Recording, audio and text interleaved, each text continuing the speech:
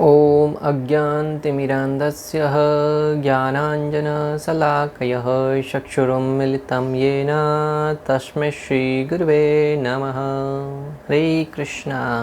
आज गीता श्रृंखला के सत्र क्रमांक 550 में आप सभी भक्तों का हार्दिक स्वागत है। आज हम श्रीमद् भगवद गीता के 70वें अध्याय के जो कि है श्रद्धा के विभाग श्लोक क्रमांक 23 का अध्ययन करेंगे। तो आइए, श्लोक इस प्रकार है। ओम तत्स इति निर्देशो ब्राह्मणस्त्रिविधः स्मृतः ब्राह्मणस्तेन वेदाश्व यज्ञाश्व विहिता पुरा। अर्थात भगवान श्री कृष्ण कहते हैं कि सृष्टि के आदिकाल से ओम तत्सत ये तीन शब्द परब्रह्म को सूचित करने के लिए प्रयुक्त किए जाते हैं। ये तीनों सांकेतिक अभिव्यक्तियां ब्राह्मणों द्वारा वैदिक मंत्रों का उच्चारण करते समय तथा ब्रह्म को संतुष्ट करने के लिए यज्ञों के समय प्रयुक्त होती हैं। ओम तत्सत ये भगवान श्री विष्णु या परब्रह्म को संबोधित करने के लिए भगवान का एक संबोधन करने वाले नाम के रूप में सृष्टि के आदिकाल से अर्थात सृष्टि के पूर्व से भी ये शब्द भगवान को सूचित करने के लिए ब्राह्मणों द्वारा यज्ञ के समय या भगवान की स्तुति के समय उनके नाम से पूर्व किसी भी कार्य को करने से पूर्व इन शब्दों का उच्चारण किया जाता है, जिससे उस पर ब्रह्म को संतुष्ट किया जाए, प्रसन्न किया जा सके। और हमारे द्वारा किए गए किसी भी प्रकार के यज्ञ, दान और तपस्या में किसी प्रकार की कोई त्रुटि हो जाए तो इन शब्दों के उच्चारण से वो त्रुटि पूर्ण हो जाती है। इसका अर्थ ये नहीं कि हम अपनी जानबूझकर कोई त्रुटि करें। अगर गलती से कोई त्रुटि रह गई हो तो इस शब्द का प्रयोग करने से सारी त्रुटियां पूर्ण हो जाती हैं, उसमें पूर्ण फल प्राप्त होता है। इसलिए किसी भी यज्ञ को करने के अंत में कहा जाता है कि यह यज्ञ भगवान श्री विष्णु को अर्पण किया जाता है, अर्थात उस सारे के सारे यज्ञों का फल भगवान श्री विष्णु को प्रदान किया जाता है, क्योंकि भगवान श्री विष्णु है वो समस्त यज्ञों के परम भोक्ता है। तो ये ओम तत्सत शब्द ये भी भगवान श्री विष्णु परब्रह्म को संबोधित करने के लिए ही प्रयुक्त किया जाता है। आचार्यगण कहते हैं कि इस प्रकार यज्ञ, तप और दान के तीन गुणों के अनुसार प्रकारों को कहकर जो सात्विक हैं उनको उपादेय और जो राजसिक व तामसिक है उसको है निकृष्ट दर्शित किया गया है। पिछले श्लोकों में हमने पढ़ा कि कौन सा राजसिक, तामसिक और सात्विक दान, तप और यज्ञ कौन से हैं, उनको अलग अलग श्लोकों के माध्यम से हमने समझा। अभी भगवान श्री कृष्ण उन सारे के सारे सिद्धांतों को सिखाने के उपरांत यह बताने का प्रयास कर रहे हैं कि कौन से तप, दान और यज्ञ कौन से गुण में रहकर किए जाने वाला वो नहीं करना चाहिए और कौन सा करना चाहिए, कौन सा त्यागने योग्य है और कौन सा पालन करने योग्य है। तो जब हम अच्छी और बुरी प्रवृत्तियों के बारे में सुनेंगे तब समझेंगे कि यहाँ पर हम गलत हैं और सुधारने की आवश्यकता है। जब तक हम पढ़ेंगे नहीं, कहीं से सुनेंगे नहीं, तो पता कैसे चलेगा कि हम गलत हैं या सही हैं, या शास्त्र कौन सी विधि द्वारा किसी नियम का पालन करने का निर्देश करते हैं। प्राय आज की तारीख में लोगों के गलत मार्ग पर प्रवृत्त होने का या अपने जीवन में अनेक प्रकार के दुख आने का मुख्य वजह ही यही है कि लोग शास्त्रों का, आचार्यों का, गुरुओं का मार्गदर्शन नहीं ले रहे हैं। वैदिक सभ्यता में जो राजा होता था, जो शासन करता था, वो भी जो ऋषि होते थे, ब्राह्मण समाज होता था, उनके मार्गदर्शन में कार्य करते थे।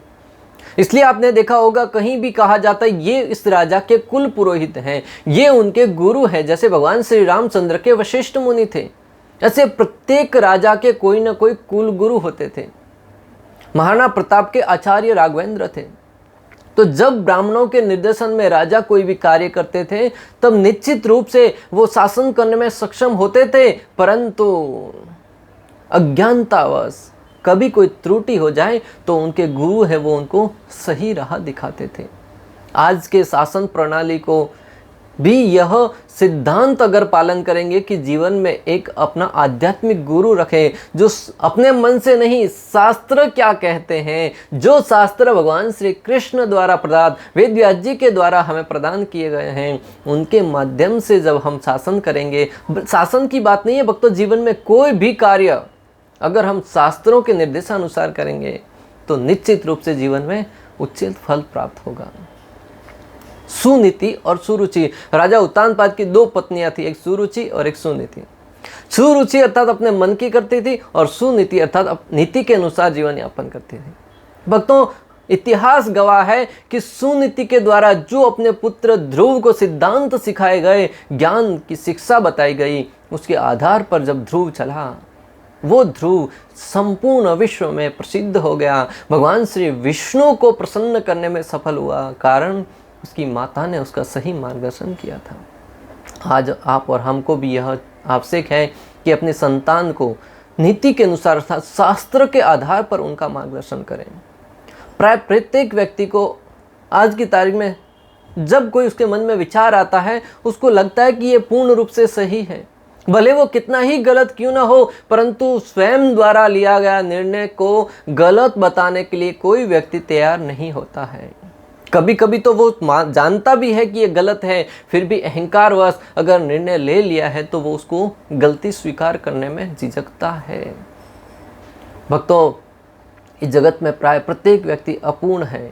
इंसान गलती का पुतला है जो अक्सर हो ही जाती है। जो गलती को सुधारे उसे इंसान कहते हैं। भक्तों, प्रत्येक व्यक्ति से कोई न कोई गलती हो जाती है। हम कोई भगवान नहीं है कि ओम पूर्णमद, कि भगवान नहीं है कि पूर्ण है जो हमसे कोई गलती नहीं होगी। जीव से निश्चित रूप से गलती होगी और उस गलती को स्वीकार करके जो कोई व्यक्ति उसको सुधारने का प्रयास करेगा वही वास्तविक इंसान है। अन्यथा हम पशुओं की भांति नहीं, मैंने किया वही सही है, तो फिर वो जीवन में सफल नहीं हो पाएगा। इसलिए हमें शास्त्रों का निर्देश लेना बहुत आवश्यक है, क्योंकि हो जरूरी नहीं कि हम सब जगह सही हो, परंतु शास्त्र निश्चित रूप से सब जगह सही होते हैं भक्तों, और शास्त्र के अनुसार जो कार्य करेगा निश्चित रूप से जीवन में सफल होगा और हमेशा सुखी रहेगा। तो हमें आवश्यकता है कि हम सही और गलत के विषय में सुने, तभी हम उसका उचित मार्गदर्शन कर पाएंगे। जैसे हमारे घर में बच्चे होते हैं, अगर हम बच्चों को तू करके बात करते हैं कि तू कहाँ गया था, तू क्या कर रहा है, तू कैसे किया, तो बच्चा भी हमसे कैसे बात करेगा? पिताजी से भी तू क्या कर रहा है, तू कहाँ गया था, पिता तू कहाँ गए थे, ऐसे ही बात करेगा। क्योंकि बच्चों को पता ही नहीं है कि तू और आप में क्या अंतर है।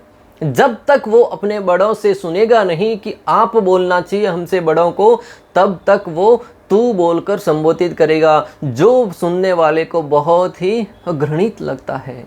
इसलिए हमें अपने आचरण द्वारा अपने बच्चों को शिक्षित करना चाहिए। जब हम अपने से छोटों को आप कहकर संबोधित करेंगे, आप कहाँ गए थे, तब निश्चित रूप से वो बच्चा भी वही सीखेगा।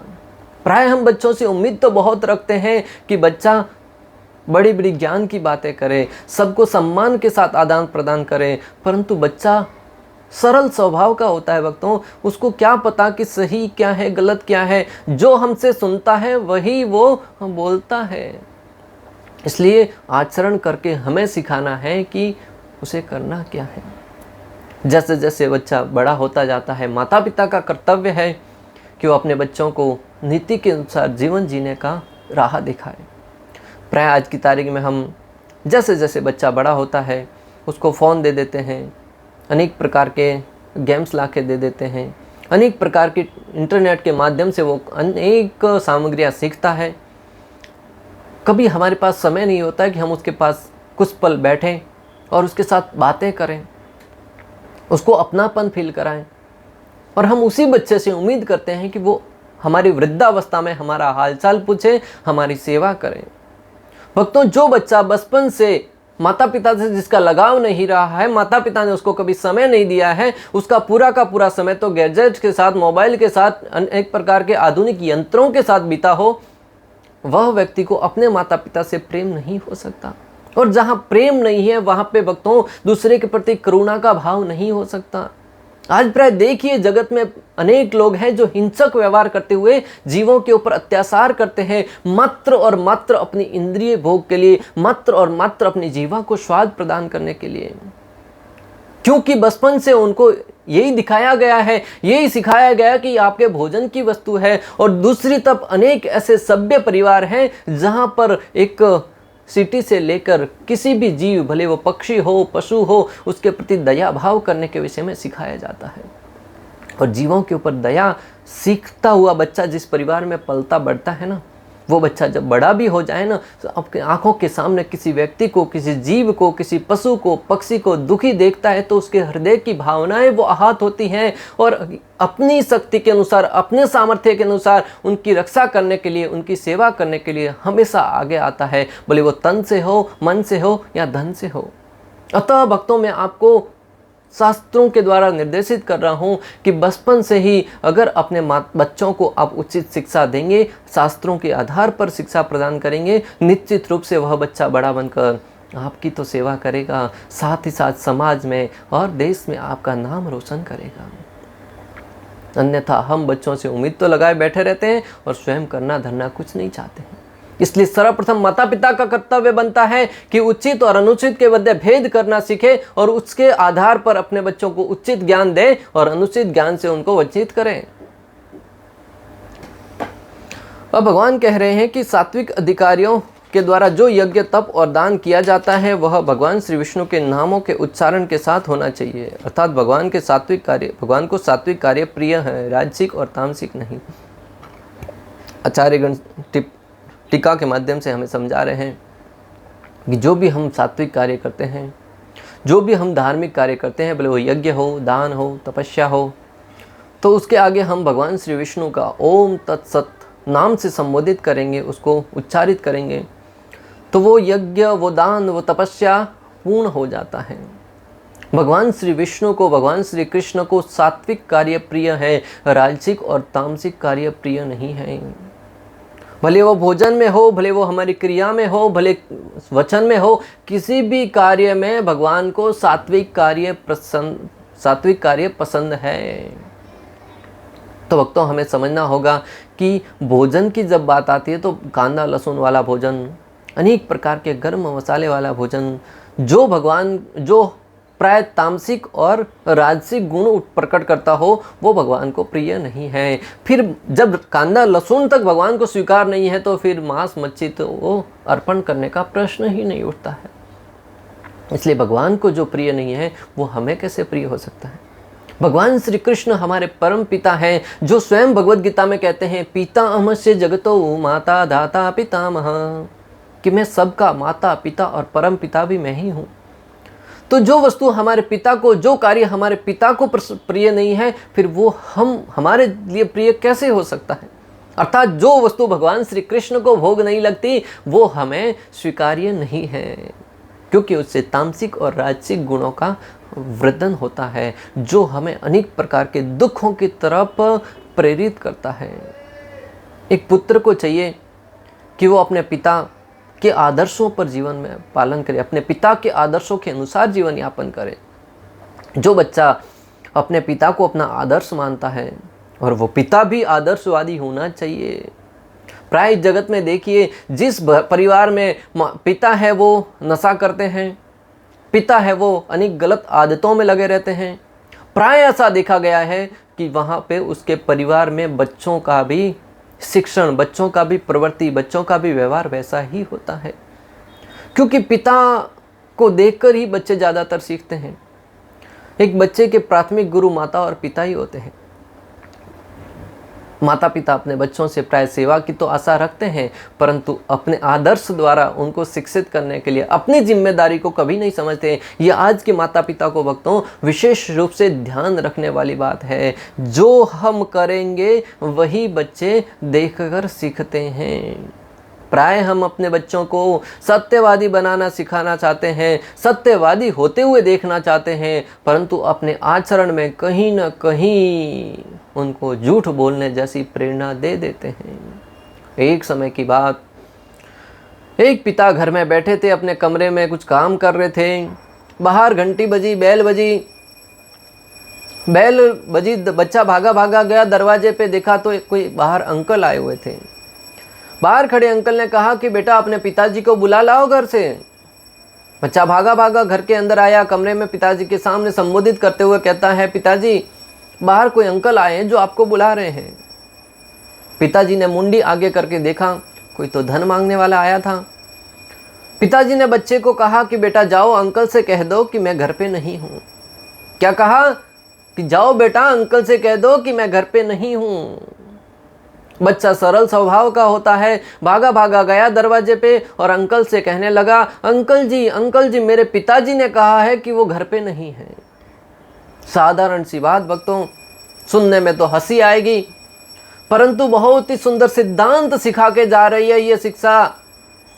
वो पिता अपने बच्चे को सत्यवादी देखना चाहता है, परंतु अपने आचरण द्वारा देखिए वो उसको झूठ बोलाना सिखाता है। कहीं ना कहीं हम अपने जीवन में झांक कर देखेंगे, हम भी ऐसे अनेक कार्य करते हैं जहां पर हम अपने बच्चों से सत्यवादी होने की आशा रखते हैं, झूठ न बोले ऐसी आशा रखते हैं, परंतु हम अपने आचरण द्वारा बच्चे को झूठ बोलने के लिए विवश करते हैं। भले वो ट्रेन में टिकट लेने की बात हो, भले वो अपने व्यवसाय में कहीं लाभ प्राप्त करने की बात हो।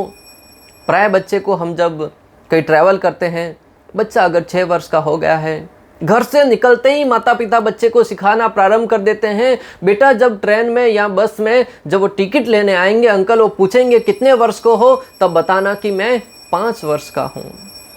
भक्तों, हमने 400, 500, 200 रुपया बचाने के लिए अपने बच्चे को आदर्श के रूप में झूठ बोलना सिखा रहे हैं। तो हमें अपने हृदय में झांक कर देखना चाहिए कि हमारे लिए धन अधिक महत्व रखता है या बच्चे के संस्कार अधिक महत्व रखते हैं। जहां कहीं भी जाओ, छोटी छोटी बातों को ध्यान रखना बहुत महत्वपूर्ण है भक्तों। जब बच्चा नन्हा सा होता है, बच्चा कभी गिर जाता है, चलते चलते रोने लगता है। प्राय बच्चे का स्वभाव होता है, वो अन्यों से सांत्वना चाहता है, रोने लगता है। तब अक्सर प्रत्येक माता पिता क्या करते हैं, उस जहां पे गिरा है उस पत्थर को थप्पड़ मारते हैं, उस पलंग को थप्पड़ मारते हैं, उस दीवार को थप्पड़ मारते हुए कहते हैं, अरे तुमने दुष्ट मेरे बालक को लगा दिया। भक्तों, सुनने में देखने में बहुत ही साधारण कार्य है, परंतु अगर तत्व से देखा जाए तो यह हमें शिक्षित करता है कि जहां गलती बच्चे की थी, हमने उस गलती का ठीकरा किसी अन्य व्यक्ति पर फोड़ दिया जो निर्जीव वस्तु थी। उस समय बच्चा शांत तो हो जाएगा, परंतु वो सिद्धांत सीख जाएगा कि जीवन में जब भी संकट आएंगे, जब भी कष्ट आएंगे, जब भी कोई घटना घटेगी, उसके लिए जिम्मेदार कोई और व्यक्ति है। भले वो घटना, दुख या अनेक प्रकार का अपराध मेरे द्वारा ही क्यों नहीं गया हो। और आज हम देखते भी हैं, व्यक्ति के जीवन में कोई भी संकट आता है, उसका ठीकरा अन्य व्यक्ति पर फोड़ना चाहता है। अगर सामने कोई मिला, नहीं मिला तो उस परम ईश्वर भगवान श्री हरि पर सीधा सीधा आरोप लगाता है, हे भगवान तुमने मेरे साथ ऐसा क्यों किया। कोई व्यक्ति बड़ी तेजी से गाड़ी चला रहा है, अगर एक्सीडेंट हो गया तो प्राय सब लोग कहते हैं या स्वयं व्यक्ति भी कहता है कि भगवान तुमने ऐसा क्यों किया। अरे गलती हमारी थी, हमारी गलती से कुछ घटना घट गई तो फिर उसके लिए हम या तो सामने वाली गाड़ी वाले को जिम्मेदार ठहराते हैं या फिर भगवान को जिम्मेदार ठहराते हैं। अतः भक्तों, हमें बचपन से ही बच्चों का इस प्रकार परवरिश करें कि बच्चा आगे चलकर स्वयं की गलतियों के लिए जिम्मेदारी ले और अपने माता पिता का, अन्यों का आचरण अच्छे से करे, अन्यों की सेवा अच्छे से करे, जीवन में आदर्शवादी बने। और इसके लिए स्वयं माता पिता को बहुत ही आगे आकर उस जिम्मेदारी को समझना होगा। जीव भगवान का सनातन अंश होने के नाते भगवान का पार्षद बनने के योग्य हैं, फिर इस जगत की नश्वर पद प्रतिष्ठा के लिए क्यों व्यथा प्रयास करें। जीव है वो भगवान श्री कृष्ण का, भगवान श्री विष्णु का सनातन अंश है, जिसका स्वयं भगवान श्री कृष्ण भगवद गीता 15.7 में उल्लेख करते हुए कहते हैं, ममेवांचो जीवलोके जीवभूत सनातनः मनसष्ठानि इंद्रियाणि प्रकृतिष्ठानि कर्षति। भगवान कहते हैं कि जीव है वो मेरा सनातन अंश है और भगवान सच्चिदानंद स्वरूप है, इस नाते हम भी सच्चिदानंद स्वरूप हैं। भले क्वांटिटी की मात्रा में ये भिन्नता हो सकती है। अगर भगवान समुद्र है तो हम समुद्र की एक बूंद हैं, अगर भगवान अग्नि है तो हम एक चिंगारी हैं, अगर भगवान विभु है तो हम अणु हैं। परंतु प्रत्येक व्यक्ति के अंदर सच्चिदानंद भाव है। ब्रह्मा जी भगवान को संबोधित करते हुए कहते हैं, ईश्वरः परम कृष्ण सच्चिदानंद विग्रह अनादिर आदिर गोविंद सर्व कारण कारण। कि श्री कृष्ण है वो सच्चिदानंद विग्रह है और भगवान सच्चिदानंद विग्रह है और हम भगवान का सनातन अंश होने के नाते हमारे अंदर भी वो गुण हैं। अतः उन गुणों को जानकर, पहचान कर हमें उस आनंद की अनुभूति को स्वीकार करने के लिए शास्त्रों का निर्देश लेना बहुत आवश्यक है। जो शास्त्रों के नियमों का पालन कर रहे हैं उनको अपने आध्यात्मिक लक्ष्य का भी बोध होना चाहिए। जो आध्यात्मिक शास्त्रों का पालन कर रहे हैं उन्हें अपने लक्ष्य का भी बोध होना चाहिए कि मैं जीवन में प्राप्त क्या करना चाहता हूँ। क्या मात्र निर्गुण में प्रवेश करना चाहता हूँ या भगवत धाम भगवान श्री कृष्ण को प्राप्त करना चाहते हैं, या स्वर्ग लोक, ब्रह्म लोक, कौन से लोक तक जाना चाहते हैं। अगर हमारा लक्ष्य सर्वश्रेष्ठ होगा तो हमारी गति भी सर्वश्रेष्ठ होगी।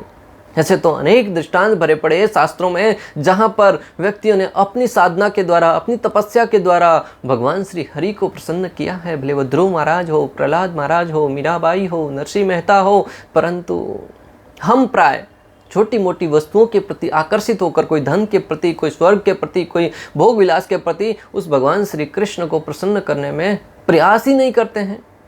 अगर किसी लक्ष्य को हम सामने रख के प्राप्त करने का मन में ठानेंगे तब तो प्राप्त कर पाएंगे। अगर जीवन में लक्ष्य ही नहीं है तो प्राप्त क्या करेंगे। तो ओम तत्सत का शिष्ट जनों के द्वारा भगवान श्री विष्णु के नाम के रूप में स्मरण किया जाता है। ब्राह्मण निर्देश, शिष्ट जन जो ब्राह्मण उच्च वर्ग के लोग हैं वो भगवान श्री विष्णु को संबोधित करने के लिए ओम तत्सत नाम का उपयोग करते हैं, प्रयोग करते हैं। श्रुति कहती है ओम इत्य एतद ब्राह्मणो नदिष्टम नामः। ओम ब्रह्म का दूसरा नाम है। ओम एक नाम है, तत् दूसरा नाम है, जिसे श्रुति वाक्य में देखा जाता है यथा तत्त्वम अचि, तुम वह ब्रह्म हो। छांदोग्य उपनिषद 6.8.7। ये श्रुति के द्वारा प्रमाणित कर रहे हैं कि किस प्रकार ओम तत्सत ये भगवान का एक उपनाम है जिसके द्वारा भगवान को संबोधित किया जाता है। वैसे तो भगवान के अनेक नाम हैं, हरि के नाम है वो अनंत है। एक संत ने बहुत ही सुंदर भजन गाया है, काना तेरे नाम रे हजार, कीण नाम लखु रे कंकोतरी। काना तारा नाम रे हजार, कीण नाम लखु रे कंकोतरी। हे काना तेरे हजारों नाम हैं, किस नाम से तुमको मैं कंकोत्री अर्थात पत्रिका किस नाम से लिखूं। जैसे गोकुल में तुम्हें कान्हा कहकर संबोधित किया जाता है, द्वारका में द्वारकाधीश कहकर संबोधित किया जाता है, वृंदावन में श्री कृष्ण कहकर संबोधित किया जाता है। अलग अलग जगह पर भगवान के अनेक नाम जैसे संबोधित किए जाते हैं, तो कौन से नाम से संबोधित करूं। उसी बात ये ओम तत्सत ये भी परब्रह्म को सूचित करने का एक नाम है। और इस सिद्धांत को समझने के लिए हमें शास्त्रों का निर्देशन लेना होगा। इस प्रकार श्लोक क्रमांक 23 में हमने ओम तत्सत शब्द की महिमा के विषय में श्रवण किया और उस सही और गलत क्या है उसके विषय में, जीवन में पालन करने के विषय में शिक्षा ग्रहण करी। इस प्रकार अंत तक हमारे साथ बने रहने के लिए आप सभी का हृदयपूर्वक, प्रेम पूर्वक बहुत बहुत धन्यवाद। श्रील प्रभुपाद की जय, श्री श्री राधा गोपीनाथ भगवान की जय, श्रीमद् भगवद गीता की जय। हरे कृष्णा कृष्ण कृष्ण हरे हरे, हरे राम राम राम हरे।